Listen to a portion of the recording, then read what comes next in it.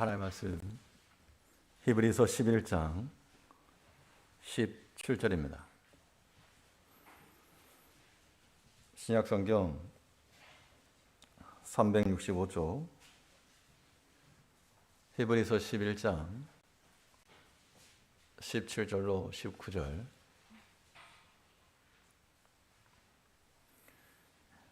봉독하겠습니다. 17절 아브라함은 시험을 받을 때에 믿음으로 이삭을 드렸으니 저는 약속을 받은 자로 돼 그 독생자를 드렸느니라. 저에게 이미 말씀하시기를 내 자손이라 칭할 자는 이삭으로 말미암으리라 하셨으니 저가 하나님이 능히 죽은 자 가운데서 다시 살리실 줄로 생각하느라. 비유컨대 죽은 자 가운데서 도로 받은 것이니라. 본 말씀을 통해서 믿음의 크기라는 제목으로 하나님의 말씀 증거하겠습니다. 우리가 어떠한 것을 조사할 때 그 속에 있는 것을 다 파헤치지 않아도 비파괴적 방식으로 알아볼 수가 있습니다. 이른바 비파괴 검사라고 하는데요. 이 여러 가지 측정 자료나 그 값을 가지고 알아보는 겁니다. 지금이야 인공위성을 통해서 지구를 살펴볼 수 있지만 이전 시절에 지구가 얼마나 클까? 이런 고민을 가지고 뭘 계산한 사람이 있었습니다. 에라토스테네스라는 사람이 지구의 크기가 얼마나 될까? 이것을 계산을 했는데요. 그 시내라고 하는 지역에 우물이 하나 있습니다. 이 동짓날 정오에 보니까 해가 수직으로 비치더라. 그림자가 생기지 않고 머리 꼭대기에서 햇빛이 오더랍니다. 또 몇 년 지나서 알렉산드리아라는 지역에 갔는데 똑같은 동짓날 그때는 약간 그림자가 생겼답니다. 왜 그렇게 되었을까? 곰곰이 생각하다가 여기에서 이제 가정을 몇 가지 하는데 지구가 만일 둥그런 원형과 같으면 저희 기둥하고 그림자 사이를 실로 이어가지고 그 사이 각도를 재면 그게 이제 억각이니까 지구 중심과 똑같다. 그걸 이제 사람을 시켜가지고 시내에서 알렉산드리아까지 거리를 재겠습니다. 거리를 재는 방법은 한 걸음에 한 45cm 져가지고 몇 걸음 걸었는가. 어떻게 보면 조금 원시적인 방법이지만 그렇게 해서 계산한 결과 지구의 크기가 약 46,000km가 된다. 그렇게 나타냈습니다. 실제로는 약 4만 km 되니까 한 15% 정도의 오차가 발생하긴 해도 그 옛날 저 방식을 통해서 이 지구의 크기를 계산해낸 거 그 자체가 참 신통할 따름입니다. 오늘 우리가 살펴보고자 하는 것은 우리 믿음의 크기입니다. 우리 믿음이라고 하는 것도 눈에 보이는 바가 아니어서 다들 믿음이 있어 보이는데 얼마만큼인가? 그 믿음의 크기를 측정하는 방법은 여러 가지 간접적 자료를 통해서 살펴볼 수가 있겠는데요. 그렇다면 우리 믿음의 크기는 무엇으로 확인해 볼 수 있겠는가? 무엇을 가지고서 우리 믿음이 있다 혹은 크다라고 말할 수 있겠는가? 오늘 본 말씀을 통해서 살펴보도록 하겠습니다. 첫째로는 시험을 통과하는 정도가 우리 믿음의 크기를 나타낸다라고 말할 수 있습니다. 그래서 살아가면서 여러 가지 시험을 당하죠. 온갖 시험을 당하는데 그 시험을 당할 때 우리가 믿음으로써 잘 통과하면 믿음이 큰 거고, 그렇지 못하면 믿음 차한 겁니다. 꾸며진 것이 많은 사람은 민낯이 드러나는 것을 부끄러워할 겁니다. 거품이 많이 꼈다 그러면 거품이 제거되고 나면 본인의 실상이 드러나니까 그거를 원치 않는 거죠. 근데 반대로 참된 실력을 가지고 있는 사람은 그 시험을 통해서 도리어 자기의 실력을 드러낼 수 있는 기회도 되는 겁니다. 우리의 믿음이라고 하는 것이 마치 이와 같은 겁니다.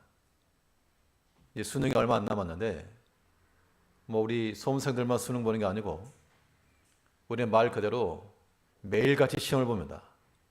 수능과 똑같은 시험들을 우리가 보게 되는데 그 시험을 잘 치르고 잘 통과하면 우리에게 큰 유익이 있다고 이야기합니다. 시험 자체로는 우리의 고통인데 슬픔이기도 하고 그것을 믿음으로 잘 통과하는 자들에게는 큰 유익이 있다고 그랬습니다. 먼저 우리는 시험회 때 무엇보다도 믿음으로 반응할 것을 우리에게 요구하고 있는데요. 오늘 본문 11장 17절에서 아브라함은 시험을 받을 때에 믿음으로 이삭을 드렸으니, 시험 받을 때에 그 리액션이 믿음으로 행하였다는 겁니다. 보통 시험 당할 때는 마음이 괴로우니까 더 인간적 생각이 나오게 되어 있고 인본주의를 써서 어떻게 보면 되갚아주고자 하는 마음을 갖기가 쉽습니다. 근데 아브라함은 이 시험의 때에 믿음으로 행하였다라고 말하고 있죠. 그럼 우리는 하나님께서 우리에게 이 시험을 허락하신 이유가 무엇일까? 이걸 생각해 봐야 됩니다. 하나님께서는 우리에게 악으로 시험하지 않으시지만 모든 것을 하나님의 섭리 가운데 두시고 역사하신 하나님이 우리 가운데 어떤 고난이나 시험을 당하겠다면 그 목적과 의도는 우리를 괴롭게 하기 위함이 아니요 우리에게 궁극에는 복이 되게 하려고 시험을 주는 겁니다. 그건 인정하고 나가셔야죠. 그래야 시험을 이기는 겁니다. 최소한도로 하나님께서 우리에게 복되게 하시려고 이 시험거리 주셨다라고 생각하는 자들이 잘 통과해 나가는 겁니다. 하나님께서 이스라엘 백성들을 출애굽시켜서 광야로 인도하셨는데, 근데 이 조건만 놓고 보면 이 애굽에 있었을 때의 그런 문화, 그런 먹거리, 비교도 할 수 없이 광야 아무것도 없는 겁니다. 이 우리를 어찌하여 이 광야, 척박한 광야를 인도하여 들이셨는가? 백성이 원망을 했죠. 그런데 하나님께서 그들로 하여금 이 광야로 들어가게 하신 것은 거기서 죽어라가 아니고 약속의 땅에 들여보내시기 위해서 그 광야로 부르신 겁니다. 그러면 그 광야를 믿음으로 잘만 통과하면 그들은 약속의 땅에 이르는 거죠. 그래서 시편 기자는 시편 136편 16절에서 그 백성을 인도하여 광야로 통과케 하신 이에게 감사하라. 그 인자하심이 영원하미로다. 광야를 만난 것 자체는 40년간의 생고생이었는데 그 광야를 통과케 하신 하나님이 우리에게 은혜를 주시는 겁니다. 우리가 당하는 시험도 마찬가지입니다. 물질의 시험이나 혹은 관계에 있을 시험이나 직장 내에서 여러 가지 어려움이나 또 교회 내에서 시험이나 참 괴롭지만 그것을 뭐하면? 통과하면 우리의 영혼이 더욱 실력이 자라고 강건해지는 겁니다. 어렸을 때 시골 동네에서 자라다가 높은 담벼락들이 많이 있었는데 이제 한참 후에 큰 자란 후에 자라가다 보니까 그렇게 높았던 담벼락이 아주 가슴 수준밖에 안 오더라고요. 이렇게 낮았었나? 예전에 그렇게 높아 보였는데 아주 그냥 작은 돌덩이 지나지 않는다. 우리가 어리면 잘하지 못하면 참 감당할 수 없는 큰 시험이라도 우리가 그리스도 안에서 그의 분량 이르기까지 성장하고 성숙해지고 신화 인격이 자라면 그냥 뛰어넘는 가볍게 뛰어넘을 수 있는 작은 돌무더기에 불과하다는 겁니다. 그러면 이제 우리가 시험을 당하였을 때 그 시험 때문에 막 원망할 거 없습니다. 속상할 것도 없고요. 그럼 어떤 자세를 가셔야 되는가 하면 통과할 생각, 통과. 그 시험을 통과하게 하신 이에게 감사하라. 어떤 시험이라도 통과하면 되니까 잘 통과하셔야 됩니다. 그럼 시험을 통과하는 방법이 무엇입니까? 시험이라고 하는 것이 우리에게 얼마나 큰 상처를 주고 속상함을 주고 아픔을 주는데 어떻게 통과하는가? 성경에서는 그 시험을 통과하는 방법에 대해서 소개를 하고 있는데요. 시험을 당하면 다른 거 없고 자세 팍 낮춰라. 시험할 때는 겸손과 눈물과 인내함이 필요하다. 이것이 시험을 통과하는 길이 되는 겁니다. 바울이 그런 고백을 했죠. 사도행전 20장 19절에서 1부 때도 그랬는데 다 같이 한번 찾아보겠습니다. 사도행전 20장 19절입니다. 한번 같이 성경 찾아보시죠. 이런 구절들은 밑줄 쳐놓고 외워야 됩니다. 사도행전 20장 19절에서 못 찾으신 분들은 모니터를 확인하시면 되겠습니다. 한번 같이 읽으시겠습니다. 19절 시작. 곧 모든 겸손과 눈물이며 유대인의 관계를 인하여 당한 시험을 참고 주를 섬긴 것과 거기까지요. 바울이 복음 전하면서 다른 사람들에게 욕먹을 만한 행동하지 않았습니다. 고생 많이 했고 더 많이 섬겼고 그런데 그에게 돌아온 것은 여러 가지 유대인들의 관계, 여러 가지 말도 되지 아니하는 악담, 오해의 말 이런 게 들렸을 때 속이 많이 상한 겁니다. 그때 바울은 못해 먹겠다 하고 돌이킨 것이 아니라 그 모든 시험 중에서 모든 겸손과 눈물이며 시험을 참고 주를 섬긴 것과 이게 시험을 통과하는 유일한 방법입니다. 십자가로 통과하는 거예요. 물질의 시험 당할 때에도 참고 주를 섬기시고 특별히가 교회 내에서 시험 당할 수 있죠. 사람과 관계 속에서 나도 상처 주고 너도 상처 주고 피차간에 물고 먹으면 서로 멸망한다 그랬으니까 그러지 말고 우리가 아픔을 당하였으면 똑같이 갚아준다. 참 어린 수준입니다. 바울은 시험을 통과하기를 모든 겸손과 눈물이며 여러 가지 관계를 인하여 내가 잘못이 없었지만 그 오해를 들었지만 그 관계를 인하여 참고 주를 섬긴 것과 예수님께서도 우리 구원을 이루기 위해서 그 십자가 이루기 위해서 다 참으셨습니다. 거기에 비하면 우리가 당하는 것은 시험거리도 못 되는 것을 알고 인내하시기 바랍니다. 시험을 만나게 되면 어떻게? 통과하고 통과하는 방법은 오직 십자가밖에 없는 겁니다. 그리스도께서 그러하셨던 것처럼 우리 믿음의 선진들이 그랬던 것처럼 모든 겸손과 눈물이며 모든 관계를 인하여 그 당한 시험을 참고 주를 섬겨나가는 것. 그러니까 우리가 이 마음을 항상 낮추는 게 필요합니다. 음식점 같은 데 가도 나보다 늦게 온 사람이 먼저 음식 나오면 막 불안불안하시죠? 저도 마찬가지입니다. 내가 먼저 왔는데 저기 퍼나가는가? 속이 불안불안해가지고. 근데 그런 마음들이 다들 사실 인격이 자라지 못한 것들입니다. 좀 여유 있고 좀 양보할 줄 알고 그렇게 낮은 마음을 가지고 나가면 더 뭐 서비스라도 하나 줄 것인데 그걸 참지 못하고 그렇게 나가는 우리 자신을 발견할 때가 많이 있죠. 우리 믿음의 형제들에 대해서 마찬가지입니다. 우리가 엄격한 잣대를 가지고 다른 사람을 판단하지 말고 좀 우리가 용납해주고 이해해주고 그런 마음을 가지고 나갈 때 하나님이 보시고 우리가 더 좋은 은혜가 보여주시는 겁니다.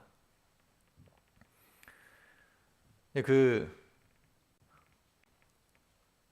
안마기를 파는 사람 이야기인데요.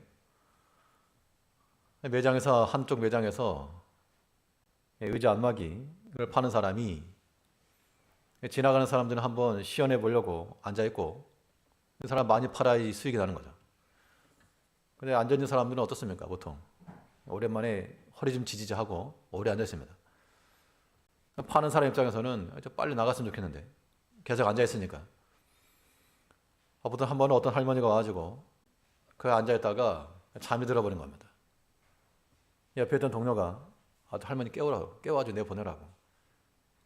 근데 이분이 그냥 할머니 잠든 모습을 보고 그냥 냅두라고 앞에 팻말을 붙여놓기를 할머니 주무시고 계십니다. 깨우지 말라 그런 얘기죠. 그랬더니 그 매장에 왔던 어떤 사람 중에서 이 불면증에 잠을 못 자는 사람이 있었는데 저 할머니를 보니까 허리 편하게 자더랍니다. 저 안마기 누우면 잠 잘 오는가 보다 해가지고 그 안마기를 샀습니다. 1시간에 6대를 팔았답니다. 그러니까 사람이 계산적인 마음을 가지고 깨워서 내보낼 수 있죠. 또 그게 불안불안한 우리 현대인들의 본 모습들입니다. 그런데 좀 참아주고 조금 양보해주고 좀 수용해주니까 생각지도 않은 길이 열리게 되었다 그런 얘기죠. 믿지 않는 세계에서도 그런 일이 일어난다 그러면 하나님을 믿는 우리 백성들은 하나님께서 다 보고 계시니까 이 시험을 당하였을 때 다른 수승이려고 하지 말고 그러니까 머리 팡팡 돌아가서 통과하는 게 아니라는 겁니다. 믿음을 가지고서 우리의 모든 바울이 그런 것처럼 겸손과 눈물이며 인내하고 내가 한 번 더 참고 내가 한 번 더 이해해주고 그런 마음을 가지고 나갈 때 하나님께서 우리에게 생각지도 않은 은혜와 복을 주신다.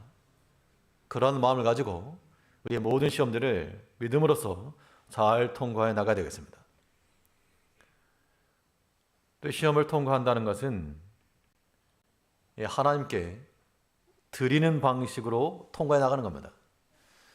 사람이 궁지에 몰리게 되면요, 어떻게 하면 내가 살까 그 생각하기 마련입니다. 근데 그런 초보적 수준에서 벗어나서 이제 우리가 시험의 때에는 어떻게 해야지 사는 길인가 하면 손을 뻗어 하나님께로 닿게 하는 것이 사는 길입니다. 우리 본문 11장 17절에서 아브라함은 시험을 받을 때에 믿음으로 이삭을 드렸으니, 시험을 받을 때 이삭을 드리려 했다가도 하나님 잠깐만요 라고 멈추는 것이 정상적인 모습일 터인데, 그런데 오히려 아브라함은 이 시험을 받을 때 믿음으로 이삭을 드렸다. 하나님께로 두 손을 거둔 것이 아니고 뻗었다는 겁니다. 얼마 전에 뉴스 가운데 갑자기 비가 와가지고 차가 떠내려가는데 그 지붕에 있던 사람들이 구조하는 헬기가 왔는지 그걸 잡고 구조되는 모습들을 보셨을 겁니다. 그러면 홍수가 나가지고 차 떠내려갈 때 아이고 아까운데 차 하고 계속 붙들고 있으면 같이 떠내려가 죽는 겁니다. 그 홍수 때에는 자기 거 버리고 구조하는 그 손길을 붙잡는 것이 사는 길입니다. 하나님께서 왜 우리에게 시험을 주시는가? 두 손 뻗으라고 주세요. 두 손 뻗으라고. 하나님께로 두 손 뻗고 하나님의 손 잡고 벗어나라고 하나님께서 우리에게 시험을 주시는 것으로 생각하면 통과하겠는데, 사람의 마음이 여전히 욕심이 있고 여전히 고집이 세가지고 하나님이 그 사인을 읽어내지 못한다는 겁니다. 남들은 다 아는데 자기만 모르는 거죠. 이제 우리는 우리 삶 가운데서 일어나는 모든 일들 가운데서 이거 하나님께서 내게 주시는 사인을 알고 시험 당하는 거는 홍수 왔다, 그거면 돼요. 홍수 왔다. 홍수 왔을 때는 하나님께서 보내신 그 헬기 잡고 가는 겁니다. 그냥 무조건. 그 시험의 때에 도리어 손을 거두지 말고 더욱 하나님을 향하여서 우리의 손을 뻗치며 하나님 앞에 드리기를 힘쓰고 그의 앞에 간구하는 손을 드려야 됩니다. 자기 것을 버릴 때 하나님 것을 얻는 것이죠. 예수님께서 우리 가운데 오시면서 자기를 버리고 자기를 희생하시고 하나님 앞에 드렸다, 그렇게 말씀했습니다. 에베소 5장 2절에서는 그는 우리를 위하여 자신을 버리사 향기로운 제물과 생축으로 하나님께 드리셨느니라. 십자가를 앞에 놓고 멈춘 것이 아니고 자기를 버리사 하나님께 드리셨다. 이것이 시험을 통과하는 방법이라는 겁니다. 시험 나갔을 때는 아무튼 자기를 부인하고 낮추고 버리는 것이 살 길 열린다라고 하는 것, 그것만 아무튼 생각하시면 됩니다. 그렇지 않고 여전히 자기 생각이 강하고 자기 자존심이 그렇게 강하고 뭐가 그렇게 대단하다고 그 알량한 자존심과 자기 고집, 자기 생각 끝까지 버리지 못하면 시험을 통과하지 못한다는 겁니다. 그 광야 가운데서 약속의 땅에 이르지 못하게 멸절당한 그들과 같이 우리가 그 시험 앞에 멸절당하는 그러한 불행한, 그러한 사체가 되지 아니하도록 우리는 살아있는 자들이에요. 그 약속의 땅 이르기까지 하나님 앞에 온전히 우리 자신을 드림으로 시험을 잘 통과하셔야 합니다. 그 예수님께서는 그 제자들이 하신 말씀이 너희 중에 누구든지 나를 따라오려는 자가 있느냐, 그러면 너네 챙길 거 다 챙기고 하고 싶은 거 다 하고 볼장 다 보고 남는 시간에 혹은 여유 있으면 그 끄트머리 그거 가지고 섬겨라, 그렇게 하지 않으시고 내 자신을 부인하고 나를 따라오너라. 순서 자체를 우리는 바꿔놔야 됩니다. 마태복음 10장 24절에서 예수께서 제자들에게 이르시되 아무든지 나를 따라오려거든 자기를 부인하고 자기 십자가를 지고 나를 쫓을 것입니다. 예수 따라가는 그 일에 대해서는 다들 동일하실 겁니다. 여기서 그렇지 않으실 분도 안 계시죠. 예수 따라가는 사람들 되어야 되니까. 그런데 자기를 부인하고 오너라, 그러니까 안 한다는 겁니다. 자기 그 생활 하나 버리지 못하고 하나님 앞에 나가지 못한다. 하나님께서 우리에게 뭐 대단한 거 원하십니까? 우리에게 그 마음 원하시는 거고 하나님께 가까이 나아가기 위해서 우리 자신 조금 절제하는 거고, 근데 그걸 못한다는 겁니다. 못하면 그나마 다행인데 아예 안 한다는 거예요. 그래가지고는 시험을 통과 못합니다. 그것을 가지고 어떻게 믿음이라 말하겠는가? 시험이라고 하는 것은 이겨내고 통과해야 됩니다. 그런 믿음이 하나님께서 기뻐하시는 믿음이요, 또 우리에게 필요한 겁니다. 사람이 과도에 아껴도 아껴지는 게 아닙니다. 뭐 찢어진 전대에 넣어봐야 다 흘려버리는 거.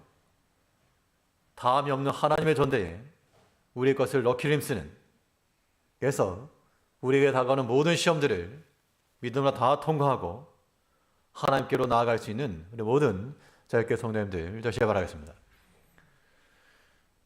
둘째로, 이 믿음의 크기라고 하는 것을 어떻게 확인할 수 있겠는가?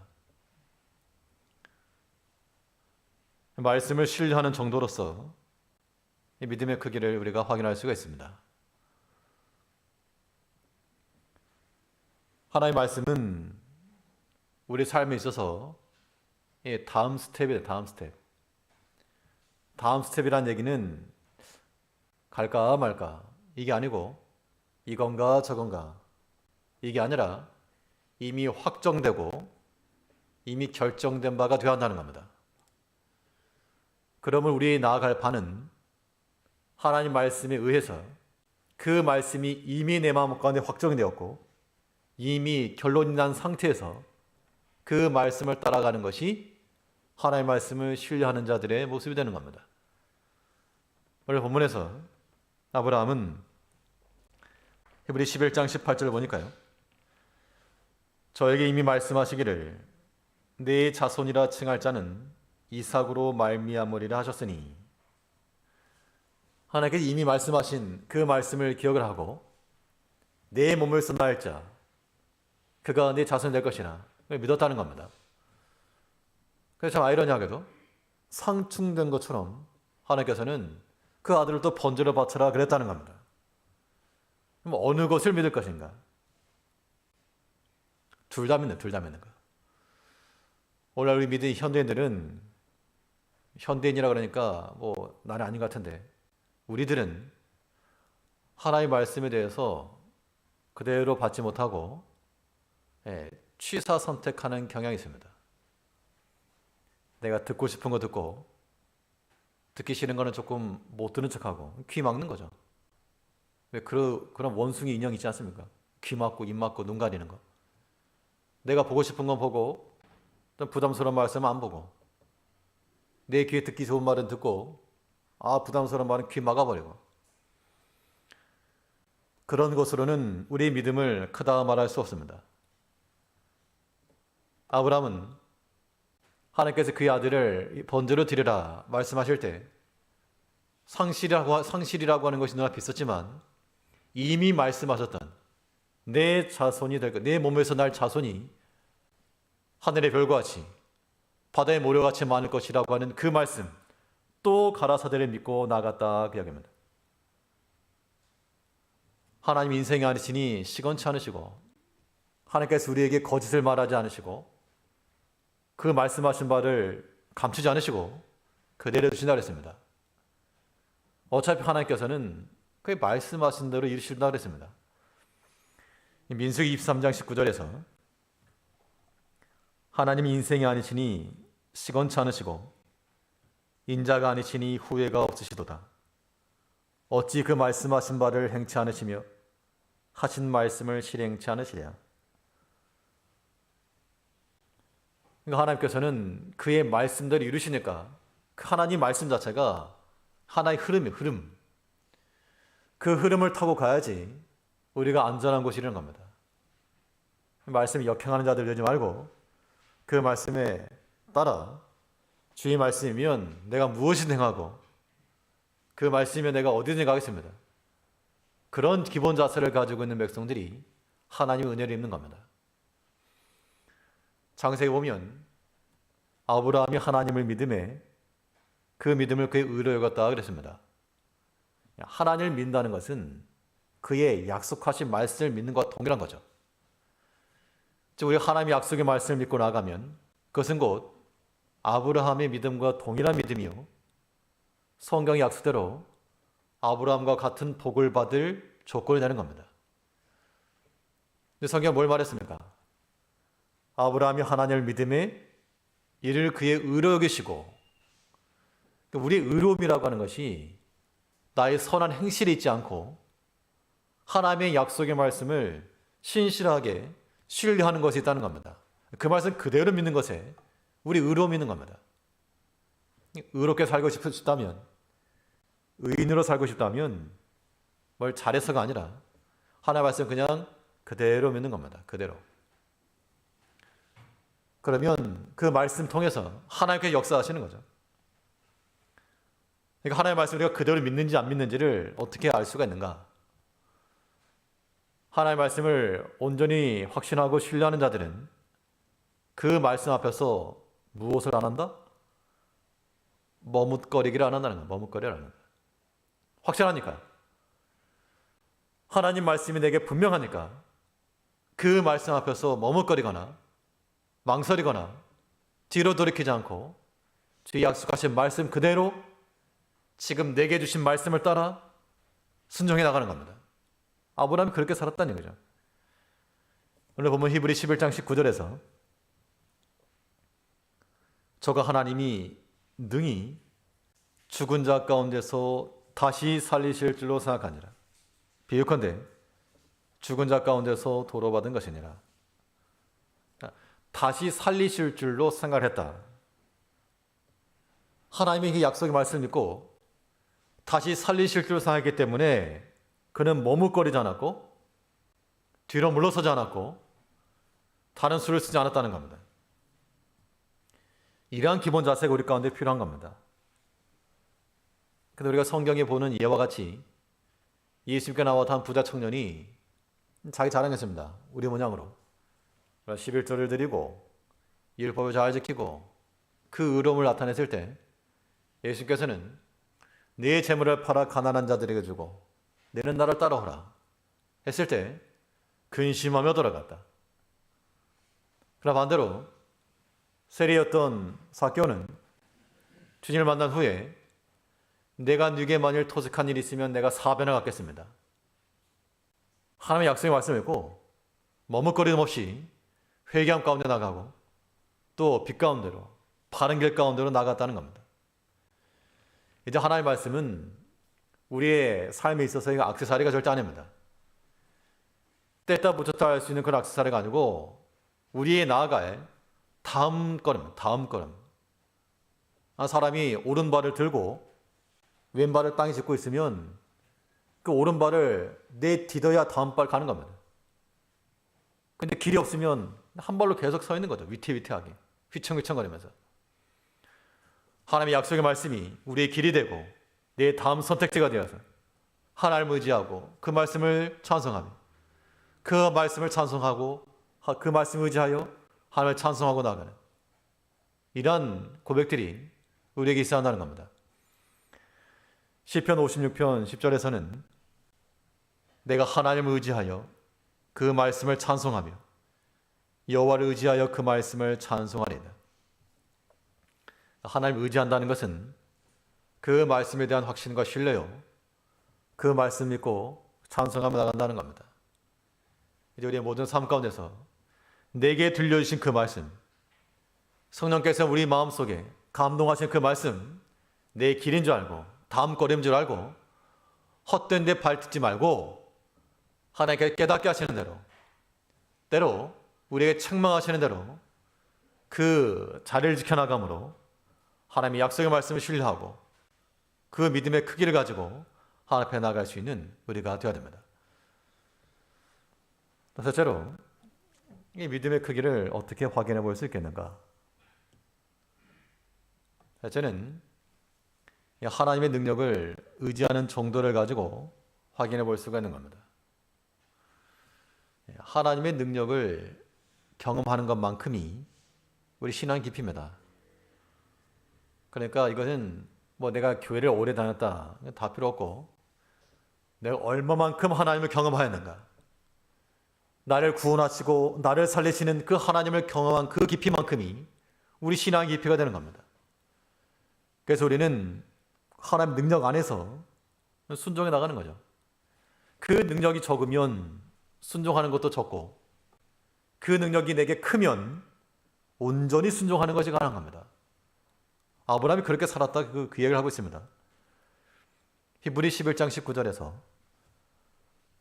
저가 하나님이 능히 죽은 자 가운데서 다시 살리실 줄로 생각하니라.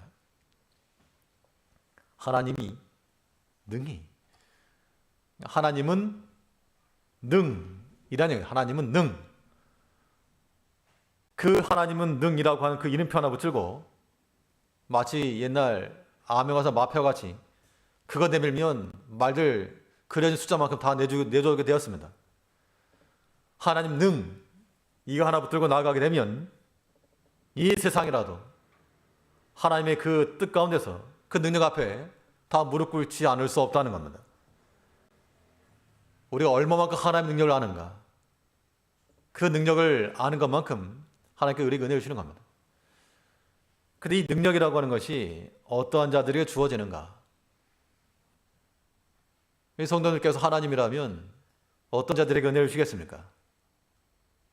1번 뺀질뺀질 거는 사람, 2번 전심으로 하나님을 찾는 사람, 말할 것도 없이 하나님께서도 자기를 전심으로 찾고 자기를 향하는 자들에게 그의 능력을 다 부어주시겠다고 약속하셨습니다.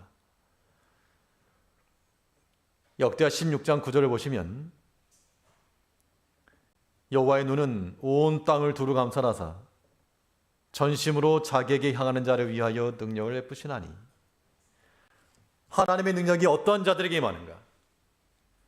수 많이 쓰고 머리 잘 돌아가는 그들에게 임하지 않고 전심으로 자기를 향하는 자들에게 임하신다. 하나님께서 두루 살핀다 그랬습니다. 두루 살피사 전심으로 자기를 향하는 자들에게 그들을 위하여 능력을 베푸시며. 그러니까 하나님 능력 얻으려고 어디 엄한 거 찾지 말고 하나님 다 보고 계시니까 전심으로 하나님을 향하시기 바랍니다. 마음을 하나님께 향하라, 그 얘기죠. 꼬랑지 드리려고 하지 말고 몸통 남는 거 드리려고 하지 말고 처음껏 내 인생에 있어서, 내 삶에 있어서, 내 시간에 있어서 가장 귀중하고 가장 몸통이고 가장 첫 번째 것을 하나님께 드리고자 하는 그 전심의 마음을 가지고 나갈 때 하나님께서 우리를 외면하시겠는가? 그럴 리 없다는 겁니다. 하나님께는 그 약속대로 전심으로 자기를 향하는 자를 위하여 능력을 베푸시나니. 우리는 세상의 힘으로 사는 자들 아닙니다. 그러면 세상의 힘을 키워야죠. 세상의 권력 얻어야 되고 세상의 물질 얻어야 됩니다. 그것도 하나의 사는 방법입니다. 그러나 우리 믿음의 백성들은 하나님의 능력으로 사는 자들이므로 그 어떤 어려움 속에서도, 어려움 앞에서도 낙심하지 않고 비굴해지지 않고 담대함을 가지고 하나님 앞에 나갈 수가 있는 겁니다. 이것이 하나님께서 우리에게 주신 축복인 겁니다. 결실에서만이 복이 아니라 그 씨앗을 주신 하나님 앞에 감사하고 모든 시험을 통과하고 또 그에게 믿음을 신 그 앞에 감사해야죠. 우리가 하나님의 능력을 온전히 신뢰하고 있는지 여부를 어떻게 이해할 수 있겠는가? 간단합니다. 하나님의 능력을 온전히 신뢰하고 그 능력 가운데 거하는 그 증거는 심령에 평안이 있다는 겁니다. 마음이 평안하신가? 그러면 하나님의 능력 안에 있는 것이고 생각이 없거나 믿음이 있거나 둘 중에 똑같은 말입니다. 근데 마음이 복잡하고 또 격동함이 일어나고 마음이 분유하고 두근거리고 두렵고 불안하고 그 현실 앞에서 하나님의 능력 안에 들어가지 못한 거죠. 이거는 현실을 몰라 사는 얘기가 아니고 하나님의 능력 앞에서 나를 살리시고 하다못해 날아가는 새도 먹이신 하나님을 믿는 백성들이 우리 마음에 두려워하고 불안할 이유가 있는가? 그렇지 않다는 겁니다. 오늘 본문 11장 9절 19절에서 저가 하나님이 능히 죽은 자 가운데서 다시 살리실 줄로 생각하니라. 그러니까 살릴 줄 알았기 때문에 능히 드릴 수 있었던 것이죠. 그 마음 가운데 이삭 죽으면 어떡하지? 그런 불안함, 내색이 있었겠습니까? 없었습니다. 없었으니까 드렸다는 얘기죠. 우리와는 다른 차원의 믿음이네? 그게 아니고 우리에게도 요구되는 믿음인 겁니다. 아브라함은 이삭을 번제로 바치려 했지만 이 코로나 같은 위기 당하지 않았을 겁니다. 아마 아브라함이 보면 참 이 시대에 성도들 참 고생 많다, 참 대단하다 할지 모를 일인데 우리의 믿음으로 잘만 나가면, 하나님 능력 온전히 믿고 순종만 해 나가면 아브라함과 동일한 믿음의 복을 받는 겁니다. 우리는 기회인 겁니다. 하나님의 능하심을 믿고 살리실 줄로 생각하니라. 살리는 능력이 하나님께 있다는 얘기입니다. 그걸 믿으시기 바랍니다. 그 믿음이 내게도 동일하게 나타날 때 우리 마음속에는 여전히 세상의 것은 그들일지라도 하나님의 약속대로 두려워하지 말아라, 놀라지 말아라, 하나님 우리와 함께한다, 그 믿음이 우리에게 필요한 겁니다. 신명기 31장 8절에서 여호와 그가 네 앞서 행하시며 너와 함께하사 너를 떠나지 아니하시며 버리지 아니하시리니 너는 두려워 말라, 놀라지 말라. 하나님께서 우리 사정 모르실 리가 없습니다. 그럼에도 내가 너와 함께하니 두려워 말라, 놀라지 말라. 우리가 생각하는 것 이상으로 은혜를 베풀어 주실 수 있는 하나님이십니다. 이것이 하나님은 능이라고 하는 이름표 달고 사는 사람들의 라이프 스타일인 거예요. 자기 수준에서 하나님 믿지 말고 하나님의 그 크신 능력 속에 우리 자신을 집어넣고 그 안에서 평안하시길 바랍니다. 이 한 주간도 여러 가지 세상의 어려움과 말로도 할 수 없는 근심이 있겠으나 하나님 앞에 계신 줄 알고 마음에 평안함 얻기까지 격동함 받으면요, 다시 기도하십시오. 평안함 얻기까지 하나님 그리스도의 평강으로서 우리 마음의 주장되기까지 하나님의 약속을 우리 마음속에 심고 모든 시험을 믿음으로 다 통과해 나갈 수 있는 하나님께 찾으시는 큰 믿음의 원석들이 되는 우리 모든 제교회 성도님들 되시길 바라겠습니다. 기도하겠습니다. 우리를 변함없이 사랑하신 아버지 하나님, 우리에게 믿음을 더하시고 우리 여러 가지 시험을 당할지라도 인내함으로 모든 겸손이며 눈물과 인내로 잘 참고 견디게 하시고 여전히 우리와 함께 하시는 그 하나님을 믿고 하나님은 능이라고 하는 그 이름표를 붙들고 모든 시험 잘 이겨낼 수 있는, 마치 아브라함이 받았던 그 시험과 같이 우리가 현재 당하는 이 큰 시험들도 믿음으로 잘 통과하여 아브라함과 같은 믿음의 복을 다 받아 누릴 수 있는 이 믿음의 모든 성도님들 될 수 있도록 은혜와 복을 내리어 주시옵소서. 우리 주 예수님 이름으로 기도하옵나이다. 아멘. 찬송 363장, 제 찬송은 337, 363장. 내 모든 시험